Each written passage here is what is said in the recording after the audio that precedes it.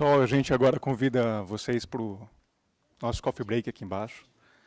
E sem o núcleo da mesa aí, talvez o sentido de fazer perguntas para eles. Querem fazer? Então tá bom. Vamos fazer uma rodada aí, então de 5 perguntas. Mais tardar às 8h30 a gente desce então e faz o coffee break, pode ser?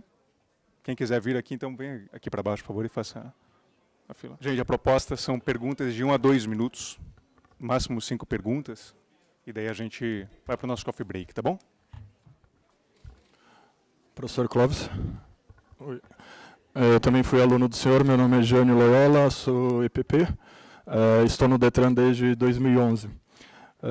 Bem, um breve resumo, em 2011 o governador deu um claro objetivo, né, para um grupo de pessoas, desvincular o DETRAN da Secretaria de Segurança Pública, tanto para melhorar o atendimento à população, como também para devolver alguns milhares de policiais que prestavam serviço administrativo para o DETRAN, para a razão de ser dos policiais, que é dar mais segurança ao público. E de lá para até hoje, uma série de EPPs passaram pelo DETRAN, vários deles, inclusive, assumindo cargos de direção, e aí é onde entra um questionamento, que aí você tem argumentos prós e contras para vários lados, que é a questão até aonde um especialista em políticas públicas deve ir em determinados órgãos. Sendo mais claro, eu fui gestor do contrato dos Correios por 4 anos, fui até o mês passado. E quando eu assumi o contrato dos Correios, eu tinha uma folha de papel para atestar uma fatura que hoje está em torno de 3 milhões de reais. Você não tinha praticamente nada de monitoramento para realmente atestar, ainda mais o Correio, que é uma empresa pública, um monopólio, e para todos aqueles que trabalharam com os Correios, sabe como é difícil conseguir informação dentro de uma outra empresa pública como eles. E aí, com o tempo, nós conseguimos fazer algumas mudanças, inclusive com o apoio de vários outros EPPs, porque o DETRAN utiliza o contrato dos Correios tanto para fiscalização, como para educação para o trânsito, para habilitação. Nós juntamos uma série de informações e fizemos algumas propostas de mudança de serviço. Para o senhor ter uma ideia, eu fui ameaçado, inclusive, pelo gerente dos Correios, não só uma nem 2 vezes, várias vezes, dizendo assim: você tem certeza que você vai mudar esse serviço? Você tem certeza que você vai mudar num serviço que mal e mal funciona há décadas? Eu falei, sim, a gente tem certeza, por causa disso, disso e disso. E nós mudamos um dos serviços que o DETRAN utiliza. O ano passado, essa economia gerou, essa mudança de serviço gerou uma economia de 25 milhões de reais. Então, não é algo desprezível, 25 milhões de reais em um único contrato, entre tantos que o DETRAN tem. Agora, a gente só conseguiu fazer isso porque nós assumimos responsabilidades por aquelas decisões. Então, nós fechamos todo o ciclo, nós analisamos o contexto, fomos atrás de alternativas, tanto que essa alternativa só foi possível por causa do DETRAN de Minas Gerais, para o senhor ter uma ideia, porque aqui não foi possível buscar informação direto com os Correios.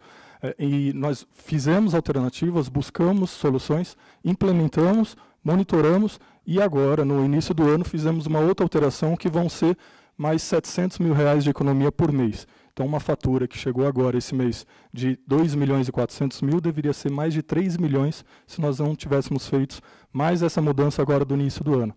Mas aí é a questão, o EPP deve assumir cargo, responsabilidade, que tem o lado bom, que ele vai ter mais conhecimento daquele órgão, daquela área, daquele departamento, porque ele está assumindo responsabilidade, inclusive, por aquelas ações, ou não? O EPP deveria ficar mais centralizado, analisar e sugerir para os gestores daquele órgão que essas medidas fossem implementadas. E aí, de novo, o meu grande receio é nós fazermos todos o trabalho, eu posso fazer, qualquer EPP pode fazer a melhor análise do mundo, isso se nós tivermos informações, porque nem sempre isso é fácil de obter dentro do Estado, e ainda assim, temos todas as condições perfeitas. Eu vou e entrego para o gestor do contrato. Ele pode olhar, não vou assumir isso, e colocar na gaveta. Então, esse, para mim, é um dos maiores dilemas da nossa carreira. Centralizar e ser uma possibilidade, ótimos fazedores de relatórios, mas que podem ser engavetados, ou não assumir, mas aí tem um ponto negativo, que você pode entrar no órgão e também depois você voltar para ter essa questão global do Estado também pode ser complicado.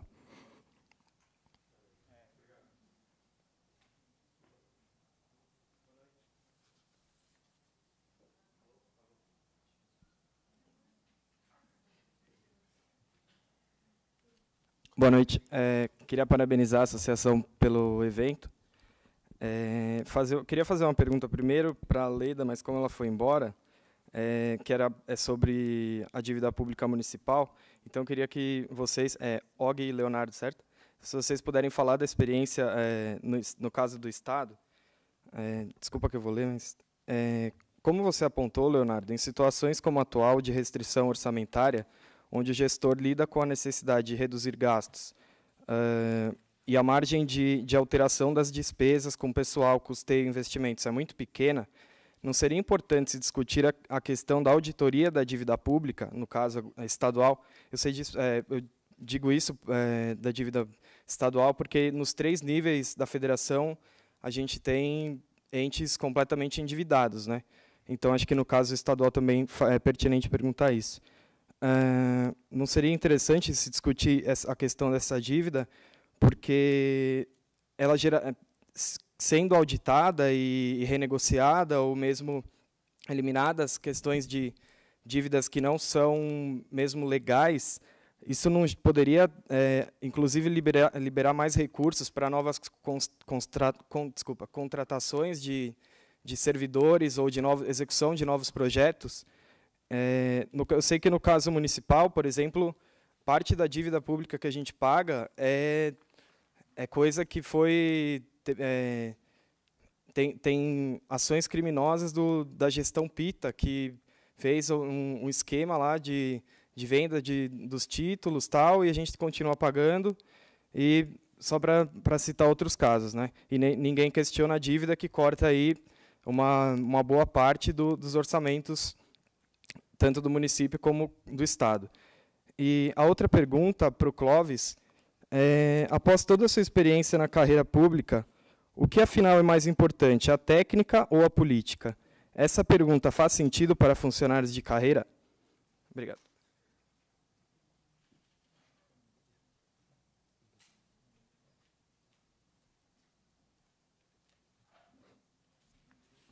Oi, meu nome é Cristina, eu sou aluna aqui da pós-graduação em Administração Pública e Governo da escola. Eu também vou ler, porque eu achei que a gente fosse ter que entregar no papelzinho. Leonardo disse, num tom que me pareceu ser de crítica, que o processo decisório tem estado historicamente ligado a pessoas e não a estruturas, certo? Que não seria um processo institucionalizado. Também, em tom de crítica, posteriormente, você mencionou que a rotatividade de servidores em nível médio é ruim para a administração, porque informações se perdem e processos se interrompem, certo? Entendi bem? De nível superior. Tá. Eu achei que já de nível médio, de que... Sim, Sim, bom, tudo bem, vale também a pergunta. E eu até entendi que isso era uma das razões que expressavam a importância das carreiras que a gente está discutindo hoje, certo? Como uma questão de permanência, né? Entendi bem? Ok. Só que me parece que a segunda afirmação meio que toma a primeira como pressuposto, né? Que as informações ficam centradas em pessoas, certo? Tudo bem, faz parte da pergunta. Eu queria que vocês comentassem isso do ponto de vista da questão do legado, com toda a carga positiva que a palavra legado traz, e da questão da inércia, com a carga negativa que a palavra traz, na gestão pública. E também a questão da legitimidade na construção de agenda, formulação e implementação de políticas públicas. Que a gente sabe que o papel dos gestores de nível médio não é o de um burocrata que meramente aplica, né? E também não é exatamente de um político que tem toda a liberdade de formulação. Então, eu gostaria que, à luz do que essas carreiras representam, em termos de legado e inércia, vocês comentassem isso com a gente. Obrigada.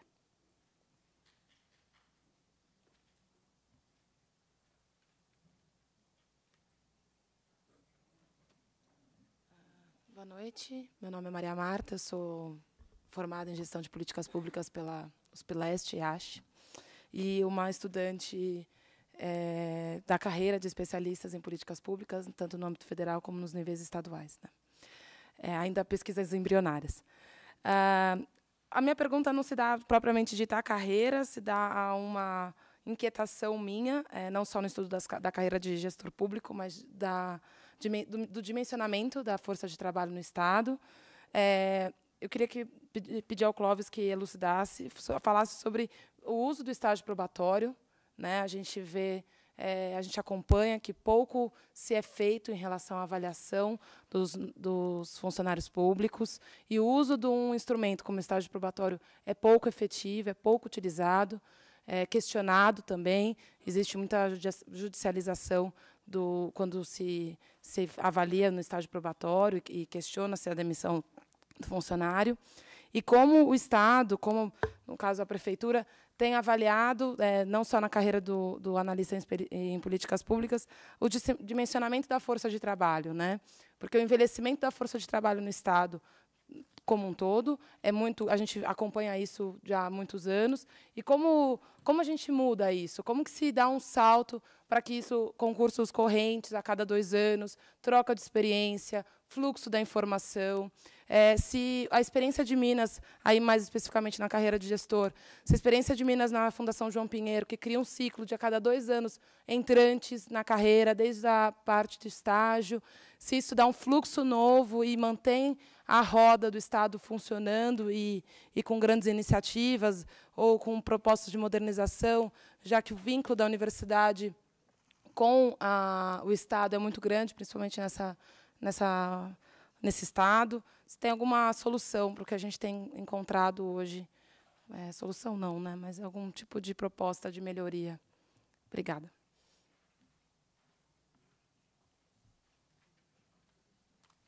Boa noite a todos. Meu nome é Alexandre Petruccelli. Eu sou analista de suporte à regulação na Arcesp e presidente da APAR, que é a Associação dos Profissionais de Agências Reguladoras do Estado de São Paulo. Primeiro, parabenizar aí, eu acho que os colegas pelo evento. Não só por isso, acompanho aí nas redes sociais os EPPs, a associação. Eu acho que eles têm uma visão de Estado muito interessante, né? E eu entendo o seguinte, estou vendo aqui até o Newton, presidente da associação lá dos funcionários do Detran, queria cumprimentá-lo também. Eu acho que muitas demandas, elas são comuns e a gente tem um fio condutor aí que eu acho que a gente podia trabalhar isso de uma forma mais conjunta, né? Até trazendo um pouco do que o Clóvis, de certa forma, falou. Então, tem um senso comum que entende o funcionário público de uma forma que, até certa forma, acho que tem razão, mas eu acho que é isso. A gente tinha que trabalhar no empregado público, no funcionário público, essa visão de Estado, né? Essa visão de Estado, como alguns colegas colocaram aqui, eu acho que elas, no sentido de manutenção de conhecimento, né? E aí vou trazer um pouquinho de uma experiência da própria Arcesp. Nós também tivemos um curso de formação de 300 horas, só para os concursados do segundo concurso, né? O do primeiro concurso foi quando ela ainda era CSPE, tivemos uma aula com o Clóvis lá também. Qual é o grande problema? E a gente enfrenta um tensionamento dentro da própria agência. Só os concursados tiveram esse curso e hoje os gestores da Arcesp conhecem muito pouco de regulação, né? Então, quer dizer, E aí você traz com isso desmotivação. Como é que você vai motivar esse quadro? Temos o mesmo problema que é evasão de concursados. Então, só para vocês terem uma ideia, nas 2 agências de Estado, a Artesp, Agência Reguladora de Transporte, e a Arcesp, tem mais de 500 empregados, apenas 80 são funcionários de carreira, né? E aí, quando a gente fala de Estado mínimo, uma pena a Leda não está aqui, ou até trazer um pouquinho do que o Beraldo falou. O Beraldo falou de dinheiro, que dinheiro, de repente, não traz efetividade, né? A Arcesp tem uma realidade diferente dos outros órgãos de Estado. Para vocês terem uma ideia, a gente tem 0,5% de todas as contas de água, não sei se vocês estão escutando, todas as contas de água do Estado de São Paulo. Então, quer dizer, é um órgão que tem dinheiro, mas ele não tem conseguido se estruturar institucionalmente, né? Pagamos 1,5 milhão num planejamento estratégico da Fundap que não foi aplicado. Então, quer dizer, tiveram todas as rodadas de planejamento estratégico, não foi aplicado. Aí, trazendo um pouquinho da realidade aí da Leda, Estado mínimo. Estado mínimo, né, a gente pressupõe que tenham agências reguladoras autônomas, fortes, né? Não é a nossa realidade hoje. Nós estamos, inclusive, chocados, porque na semana passada saiu o relatório final da CPI da Sabesp. Em 3 momentos, a gente tem um outro problema na agência reguladora, eu não sei se todos conhecem esse termo, mas que é a tal da captura, né? Então, se você preparar bons profissionais, corre o risco ainda das concessionárias capturarem esses profissionais. E a gente fiscaliza e regula 2 gigantes do Estado, que é a Sabesp e a Comgás. Então, eu queria trazer um pouquinho dessa realidade para vocês e para um debate aqui, até trazer, só me alugar mais um pouquinho, mas trazer um pouco da minha realidade. Eu trabalho na área de fiscalização de saneamento. Lá, eu sou analista, eu não faço fiscalização, existem 16 fiscais para fiscalizar 277 municípios, entre eles o município de São Paulo.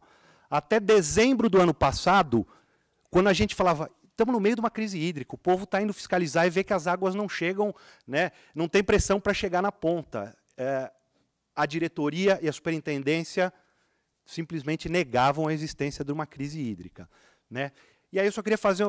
A minha superintendência, ela tem... Na verdade, a minha diretoria, que é a diretoria de saneamento, ela tem 2 superintendentes e 7 assessores. Eu acho que o assessor é importante, ele tem uma figura, eu acho que, de repente, de complementar, como alguém aqui falou, de contador. Então, quer dizer, também temos essa dificuldade, por exemplo, para ter alguém que assine balanço. Então, eu acho que ela serve para complementar. Esses 9 profissionais são ex-Sabesp.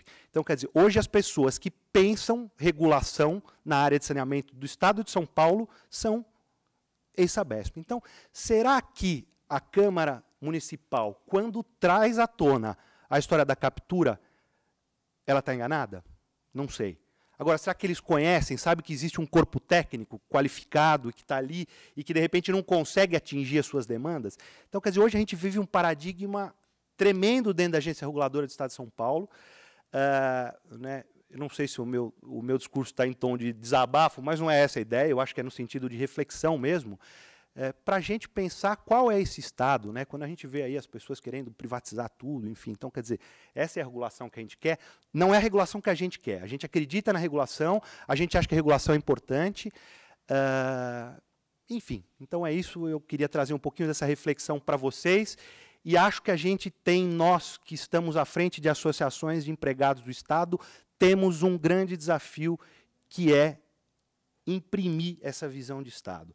Tá? Eu acho que, diferente de vocês, nós temos muitos técnicos, lá, biólogos, engenheiros, então pessoas que não estão ali, não têm uma visão de Estado, de repente, tão... Eu sou sociólogo, por isso que eu estou dizendo. Então, a gente tem, né, uma visão de Estado, às vezes, um pouco mais apurada, mas eu acho que imprimir essa visão de Estado não é fácil, e esse discurso meu de sociólogo, às vezes, não tem aderência na minha base lá. Então, enfim, eu queria agradecer, parabenizar mais uma vez e, né, e agradecer ao espaço. Dá licença.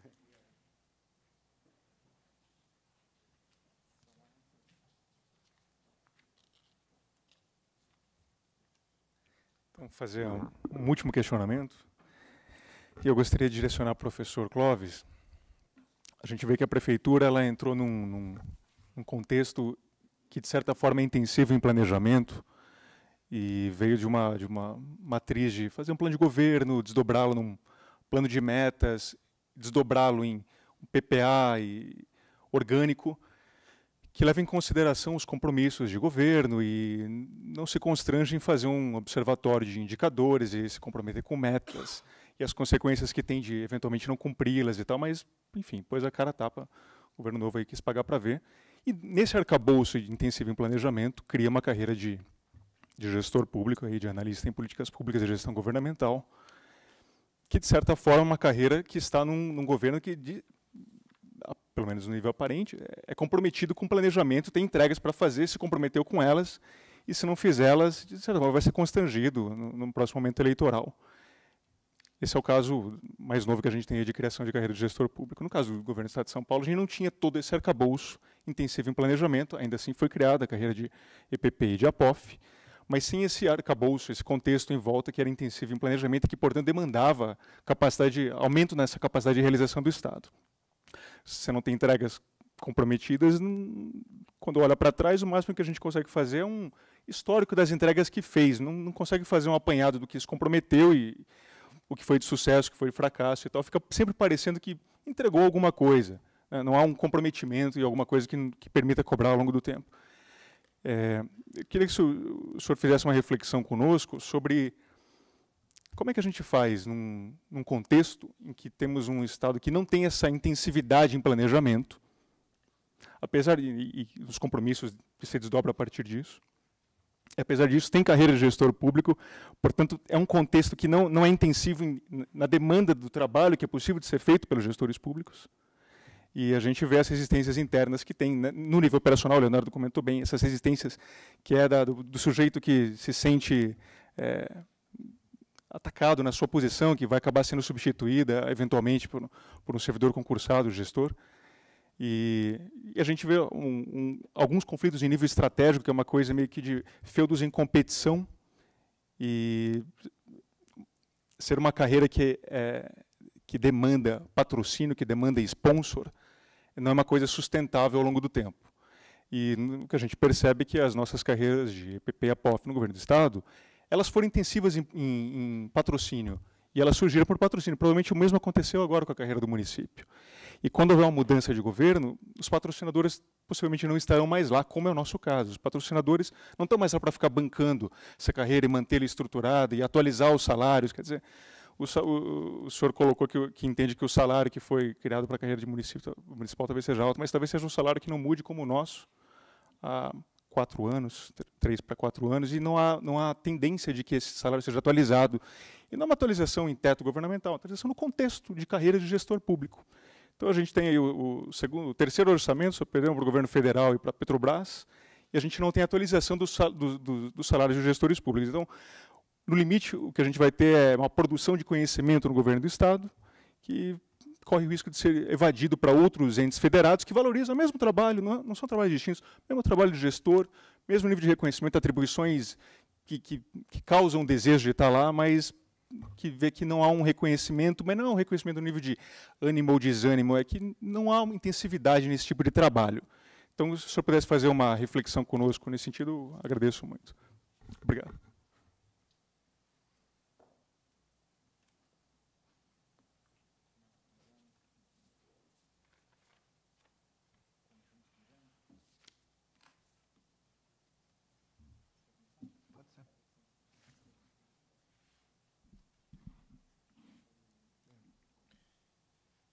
Entendi que, na verdade, o Jânio fez três perguntas que se complementam, né? Uma primeira é onde, ele falou até onde, mas acho que há uma outra pergunta que é onde vai o gestor ou o EPP, onde ele deve estar, né? Se ele deve ficar no seu trabalho que ele qualificou como técnico, de fazer estudos, diagnósticos, pesquisas, etc. e tal, ou se ele deve assumir cargos de gestor como no sentido de dirigente, né? Eu acho que ele pode e deve fazer ambas as coisas, né? Até porque a nossa trajetória na área pública também é uma trajetória longa. Vocês já têm 5 anos. Daqui a pouco vocês vão se dar conta que vocês têm 10, 15, 20, 25, né? E acho que a gente vai alternando essas coisas ao longo da nossa carreira, né? Eu, nos últimos 4, 5 anos, desde que eu saí da Fundap, eu tenho trabalhado muito mais como técnico, né, formulando diagnósticos, fazendo estudos, pesquisas, sugerindo coisas, etc. e tal, né. Nos 10, 15 anos anteriores, eu fiquei quase que ininterruptamente exercendo funções de direção, basicamente de chefias de gabinete de secretarias diversas no governo do Estado e na prefeitura, né. Eu acho que as duas possibilidades existem e que as duas são necessárias, né. Então, essa é uma primeira reflexão. A segunda, ele falou aqui, até onde, né? Bom, até onde aqui tem a ver com várias ameaças, vamos dizer assim, né? Desde a ameaça física a que ele se referiu, né, que pode acontecer, né, até outras formas de ameaças veladas, né? E aí o que está por trás disso é que este é um jogo para profissional. Não é verdade que está todo mundo querendo melhorar o Estado para atender melhor a coletividade. Muito longe disso. Tem um monte de interesses aí envolvidos, desde interesses que são legítimos até interesses que são escusos, né? Então, além de um trabalho técnico competente, de diagnósticos bem feitos, de propostas de soluções adequadas, é preciso lidar com corrupção, é preciso lidar com desvios, é preciso lidar com com Caixa 2, é preciso lidar com o problema de financiamento eleitoral, é preciso lidar com interesses corporativos dos próprios funcionários, né? É preciso lidar com posturas rígidas e legalistas. A briga é difícil, a briga é super dura, né? Aí eu estou pensando, até onde vai? Bom, eu acho que até onde a gente puder ir sem necessariamente ser um herói, porque a gente também não precisa necessariamente virar Dom Quixote, né? Há poucos Dom Quixotes por aí, ainda bem que há alguns, né? Mas se a gente puder dar alguns passos mais adiante no nosso compromisso com essas lutas, eu acho que é bom, eu acho que é necessário. Senão a gente corre o risco de cometer o mesmo erro que muitos servidores e muitos gestores cometem, né? E a última questão só que ele colocou, de fato, um problema fundamental são os bancos de dados. Os nossos bancos de dados são péssimos em todas as áreas, né? Então, também é um desafio dos gestores produzir informações adequadas até para o próprio trabalho, né? Então, em relação ao Jânio, bom, enfim, e o Detran é um caso óbvio, né? O Detran sempre foi, agora o paradigma mudou, mas o Detran sempre foi um espaço, infelizmente, privilegiado de interesses escusos o tempo inteiro, desde processos internos até o negócio de tirar a carta, que, aliás, não está resolvido. De vez em quando a gente ouve gente que vai tirar a carta e diz, se não der X, não vai passar. Essas coisas ainda acontecem, apesar de todo o esforço que a gente sabe que se fez, né?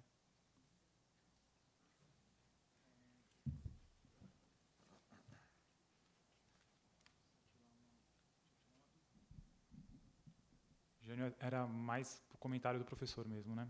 Tá. A segunda questão foi sobre orçamento.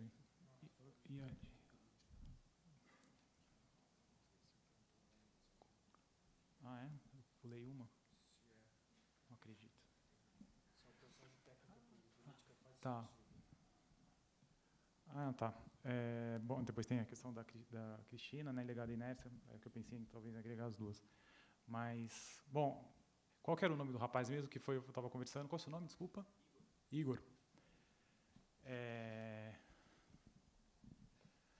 Bom, eu acho que, por uma questão que até dialoga um pouco com o Alexandre, trouxe a experiência ali de um órgão regulador, essas carreiras, assim como, também como a carreira dele, mais específica para a área de regulação, propriamente atuando no nível estratégico de governo. E a relação é, obviamente, muito próxima entre o teu espaço técnico, teu posicionamento, teu trabalho, etc., e a influência política. Isso é próprio da carreira, assim, isso é o cotidiano, é dia a dia, e enfim, não chega a ser muitas vezes empecilho, muitas vezes funciona como... A gente teve assim, experiências também, já nesse tempo, de secretários mil. Então, é um dos problemas, talvez, também, dos muitos que a gente apontou, e o próprio Beraldo reconheceu para a nossa carreira especificamente, foi a grande mudança que a gente teve na direção da carreira, né? Foram 6 secretários, 6 coordenadores. Atualmente, a gente está com uma coordenadora interina há 10 meses, 9, 10 meses, uma coordenadora interina, ou seja, alguém que não tem lá as atribuições adequadas ou não está full-time e preocupado com as questões próprias da carreira. Então, temos sim um problema dessa relação, mas ela é inerente, assim. Ao mesmo tempo, pessoas que a gente às vezes não coloca a menor fé, né? Assim, do tipo, veio para fazer campanha, veio para não sei o quê, e às vezes internamente desdobra de um jeito muito bom, e você vê que a pessoa está a fim de fazer, e mesmo sendo político, com muitos interesses, internamente a coisa varia muito do perfil, e para o técnico, e para a gente que está aqui, enfim, é um trabalho técnico mesmo, é um trabalho de formiguinha, muitas vezes, de convencimento, de trabalhar, talvez também um dos motivos da importância dessas carreiras, de conseguir uma rede que vai estar atuando no Estado como um todo e trazendo essas informações num nível de detalhe ou de precisão que você vai estar ali sempre tentando combater a influência que você, tecnicamente, já tem certeza que pode ser deletéria para a política pública. Bom, vamos lá. Sobre a questão da dívida, hoje a dívida no Estado de São Paulo, ela representa 8,2% do orçamento do Estado. Está previsto que esse ano o Estado ele deva desembolsar em torno de 16,8 bilhões com o serviço da dívida. É um valor alto, sim. Porém, eu acho que a questão do pedido de auditoria da dívida, eu acho que primeiro é preciso avaliar o quê? Qual a efetividade realmente de se pedir isso? Assim, qual a chance realmente de que isso se reverta em resultado? Tá? Pretende-se o quê? Declarar uma moratória e fazer e depois vamos auditar? Quais os prejuízos que isso causaria a curto prazo, a nível de desconfiança? Então, é sempre importante a gente balizar a questão do custo-benefício disso tudo.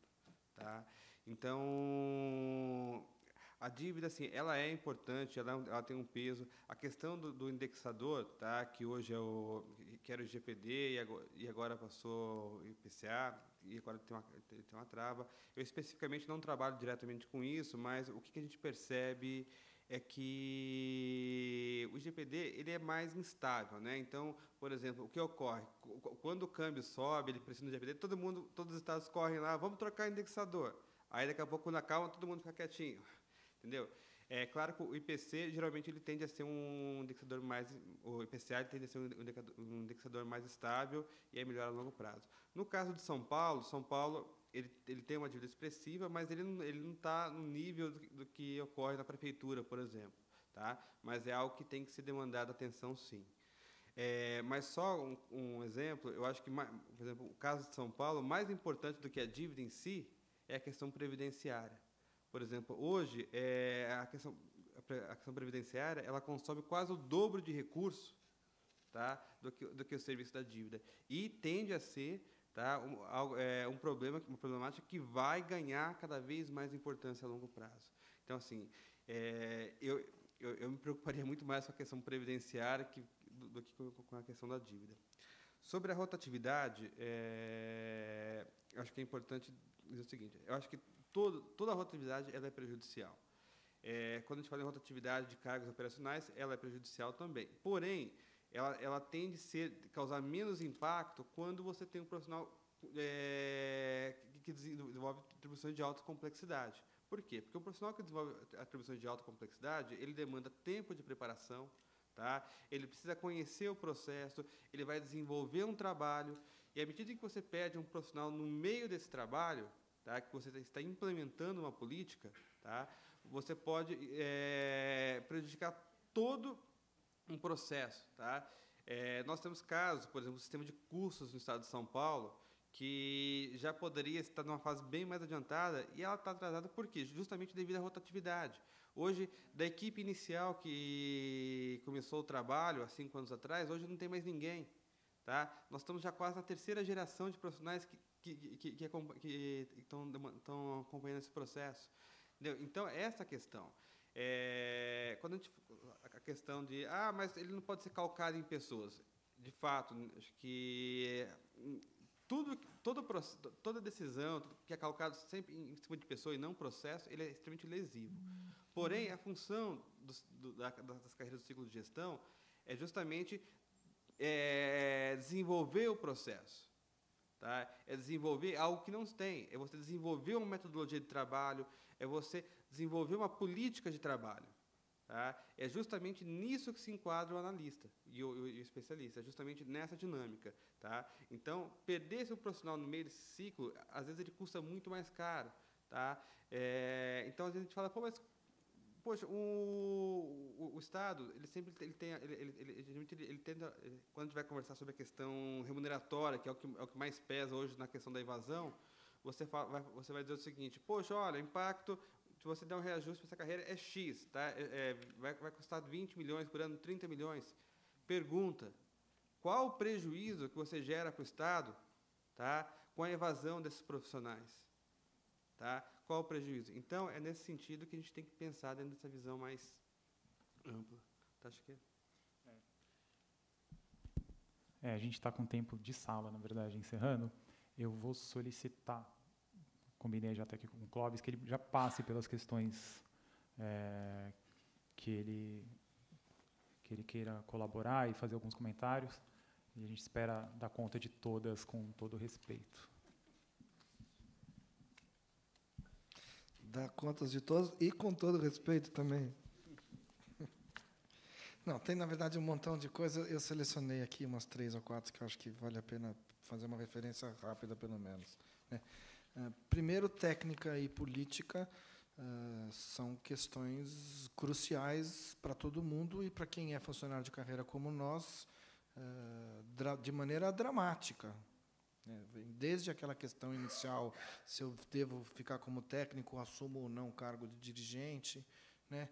Mas também não é possível ser um técnico e achar que ele não participa do jogo político porque ele é técnico, e não é possível ser técnico, ser político sem sustentar tecnicamente as suas escolhas. É um dilema super complicado, né? A ideia do Weber lá no passado de que técnica e política estão separadas não é bem assim, né? Juntando esse tema com o tema da Previdência a que ele se referiu, eu fui superintendente do Instituto de Previdência do município de São Paulo no governo da Irundina. E estou sendo nomeado agora presidente do conselho do mesmo Instituto de Previdência da Prefeitura, 30 anos depois, né? Primeiro, para registrar que, de fato, a questão previdenciária é uma questão dramática. Eu citei aqui, né, são 5, 6, 7 pontos do PIB para juros e outros tantos para a Previdência, né? Ainda que eu acho que um deles seja um gasto indecente e o outro um gasto socialmente legítimo, mas é muito dinheiro do mesmo jeito. Precisa gerir com muito cuidado e com muita competência, que isto quebra o Estado, né? Juntando as duas coisas, o momento mais dramático dos meus 34 anos de gestão pública, e mais especialmente da prefeitura, foi quando eu era superintendente do Instituto, em 92, e eu tive que fazer uma escolha dramática entre fazer o caminho que o governo queria fazer na época, o governo da Luiza Erundina, que eu acho que foi um dos governos mais honestos, se não o mais honesto, que passou pela Prefeitura de São Paulo, mas que optou por, na época, recolher o dinheiro dos funcionários públicos e não repassar para a Previdência. Se é na área privada, chama a apropriação indébita, vai para a cadeia, né? E eu era superintendente do Instituto e eu tive que fazer uma opção. Eu acompanho o governo ou eu faço aquilo que eu acho mais correto do seu ponto de vista técnico, etc. Então, foi uma coisa dramática, dificílima, né? Nós, como funcionários de carreira, temos que fazer escolhas, muitas vezes, em relação a orientações políticas que nos são dadas, com as quais a gente, eventualmente, não concorda, né? E, às vezes, mais sério ainda, orientações políticas de coisas que mais do que discordar, a gente acha que são ilegais ou irregulares, né? O Estatuto diz, represente, mas não é fácil assim, né? Então, essa relação técnica-política, cargo de X ou Y, é complicadíssimo. Queria fazer um comentário rápido em relação aos 2 pontos que a Maria Marta disse, né? Primeiro, há um mito de que nós temos muitos funcionários públicos no Brasil. Pensando no conjunto, isso é uma bobagem. Nós temos proporcionalmente menos servidores públicos, para citar só 2 exemplos, que os Estados Unidos e a Inglaterra, que é o antro do neoliberalismo na sua mais alta expressão. Se for ver o número de trabalhadores públicos nesses 2 estados, tem mais do que nós. Os Estados Unidos têm 20 milhões de pessoas, nós temos 10, 11, e eles têm menos do que o dobro de pessoas do que a gente, só para dar um exemplo. E estágio probatório, a prefeitura... Estou num grupo de trabalho para tentar fazer uma lei obrigando a que se faça estágio probatório para todo mundo, porque só algumas carreiras fazem, né? O estágio probatório é uma das ferramentas mais importantes de todas. É o primo irmão do concurso público, né? O que garante que o concurso público, o que ajuda a fazer com que o concurso público seja ou não eficaz para selecionar adequadamente pessoas, é o estágio probatório. Até porque não é só para verificar e comprovar, é também para, por intermédio de uma política de gestão de pessoas adequada, ajudar as pessoas a que elas aprendam a ser um servidor público responsável, competente, ético e assim por diante. A gente não seleciona pessoas que já estão prontas. A gente ajuda as pessoas a que elas se formem nos 3 anos do estágio preparatório e nos 30 anos que vêm depois, né? Então, é uma ferramenta indispensável, né? Últimas 2 coisas. O Alexandre falou um monte de coisas importantes, né? Mas, de fato, o tema das agências reguladoras é um tema crucial, né? E um dos problemas mais dramáticos que nós temos no nosso país é que as agências reguladoras não funcionam direito, não funcionam na gestão petista e também não funcionavam na gestão tucana, né? Seja por conta das semelhanças, seja por conta das diferenças, mas o fato é que não funcionam de maneira adequada, né? E isto seria crucial, seja para fiscalizar e monitorar o trabalho de atores privados, seja para fiscalizar o trabalho dos atores públicos, propriamente dito. Porque você falou, né, a Sabesp não é uma empresa privada, é uma empresa pública, mas precisa de uma agência reguladora também, né, como precisaria para a Petrobras, enfim, né. Eu acho que esse é um outro desafio fundamental, e gestores públicos competentes aqui também são indispensáveis, né. De novo, aqui não é só um problema técnico, esse discurso que precisa despolitizar a agência reguladora, vamos botar técnicos competentes, que assim vai funcionar. Isso é uma bobagem, isso é uma maneira malandra de fazer com que quem esteja lá sejam pessoas passíveis de outra captura, né? Última questão que eu selecionei aqui, metas, resultados, planejamento, né? De fato, se a gente não tem parâmetros estabelecidos com muito cuidado e metas e objetivos estabelecidos, o planejamento fica manco, né? O máximo que a gente consegue fazer é apresentar, fiz isso, fiz aquilo outro. Bom, e daí? Mas quanto que era necessário fazer? Quanto que eu me comprometi a fazer? Qual foi a minha capacidade de realização, né? E, muitas vezes, ou a gente não estabelece metas de maneira adequada, ou estabelece, eu vou ser duro aqui, ou então estabelece de maneira irresponsável, né? Sai nas campanhas dizendo, vou zerar isso, vou zerar aquilo, vai ter creche para todo mundo, vai ter escola para todo mundo, vou fazer 400 milhões de estradas e não sei o quê. Não é assim, né? E, como é um erro que todos os governos cometem, não foi só esse, eu vou falar do caso das creches. Todo prefeito diz que vai zerar o problema das creches em São Paulo. Não vai zerar. Não é verdade que dá para fazer isso em 4 anos. Então, seria mais realista dizer, eu vou reduzir 40%, vou reduzir 30% por causa disso, por causa daquilo, né? Porque a gente não consegue, porque depois passa a vergonha de não ter conseguido. Nós não vamos conseguir, o Kassab não conseguiu, o Serra não conseguiu, a Marta não conseguiu, estou voltando aqui de trás para diante, o Pita acho que nem tentou conseguir, né? Então, também precisa ser realista e corajoso, até na campanha, ser um pouco mais realista nas coisas que a gente promete para as pessoas, senão desmoraliza, né? É isso.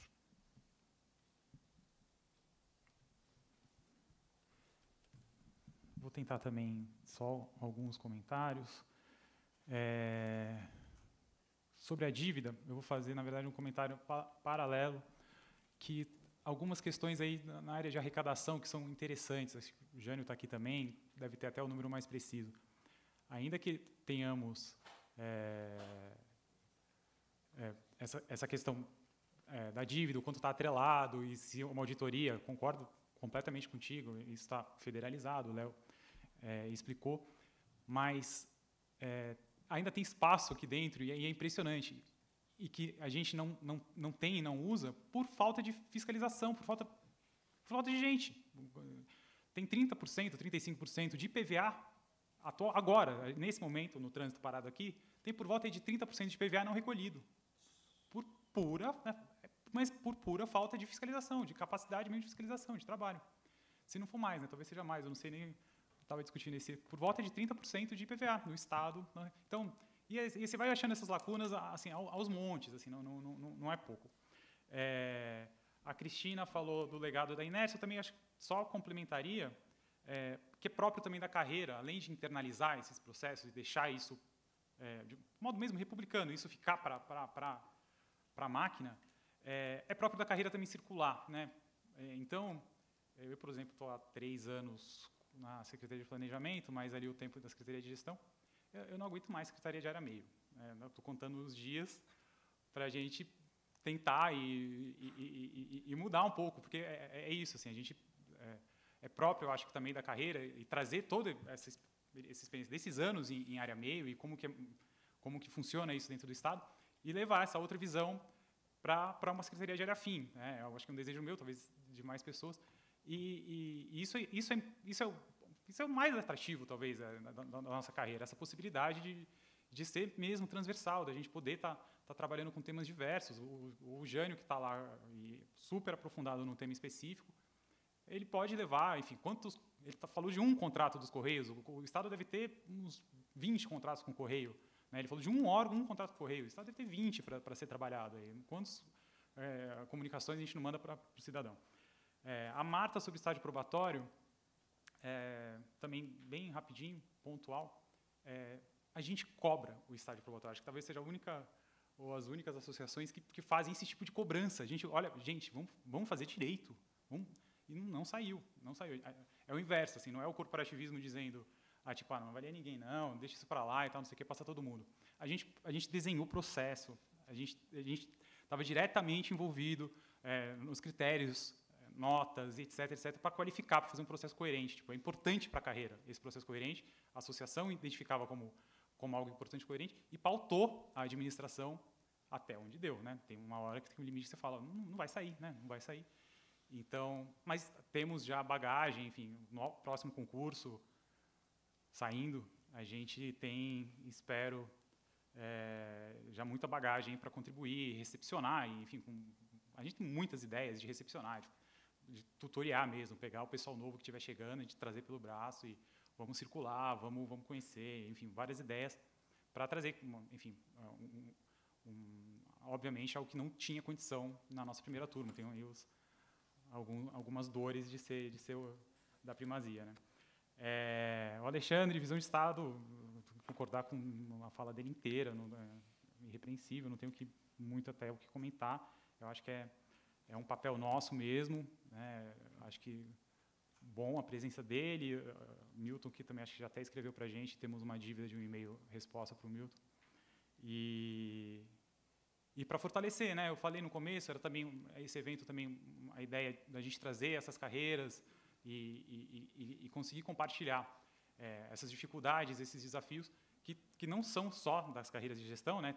A gente discute algumas particularidades, algumas coisas da nossa realidade, mas que a gente identifica conversando e sabe, enfim, que isso é uma disputa, né? De divisão mesmo de Estado, né? Como ele trouxe, é uma disputa de divisão de Estado. O Leandro falou das questões do patrocinador, eu acho que não vou tomar o tempo de vocês, eu posso debater com ele, mas a gente discute muito isso.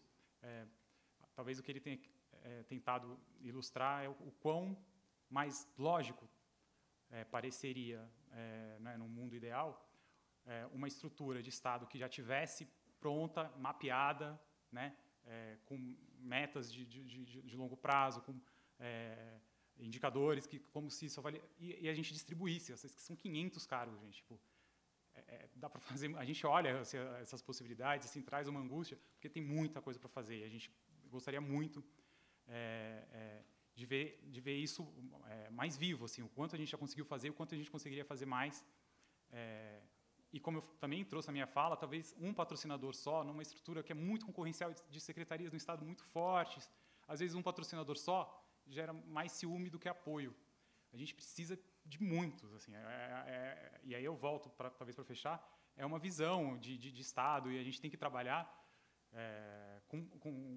acho que mirando sempre um conjunto grande de atores para conseguir um patamar novo de gestão pública no país, né? Acho que é uma questão nem só do nosso Estado, o professor também trouxe, é uma questão do país.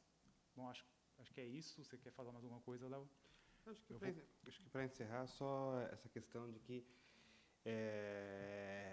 a carreira, você criar a carreira do ciclo de gestão, ele é um ato de coragem do Estado. Sim, eu acho que o Estado que se propõe a criar, porque é o Estado que ele está se propondo a se reinventar. Tá? Só que, para isso, foi o que você comentou, a questão do patrocínio, eu acho que não basta você implementar, só tenho a ideia. Eu acho que existe o além, tá? E acho que esse além é o que está ocorrendo. É a visão de que o Estado ele entender, tá? Ele entender que as carreiras de ciclo de gestão é esse instrumento entre o núcleo decisório e a execução.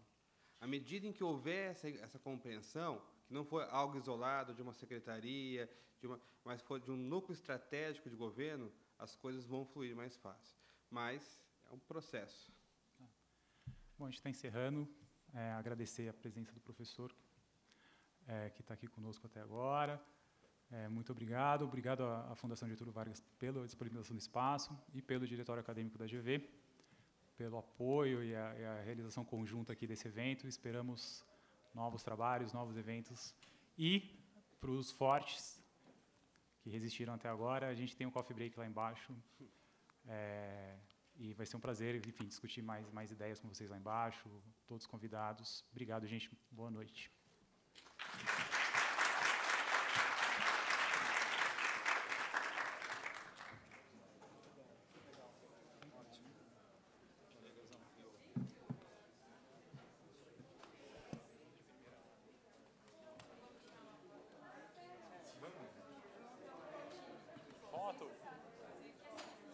Depois eu vou te procurar para te falar sobre o negócio do probatório, porque nós estamos regulamentando a lei nossa, e uma das regulações é o decreto que faça a ação probatória. Eu te conto também as coisas todas que a gente mapeou, cultura, como é que... Vamos tirar.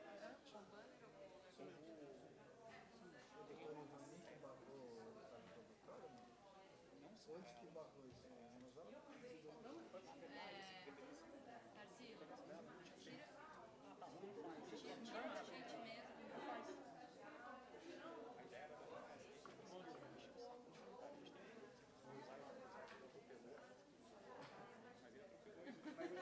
Tarcísio,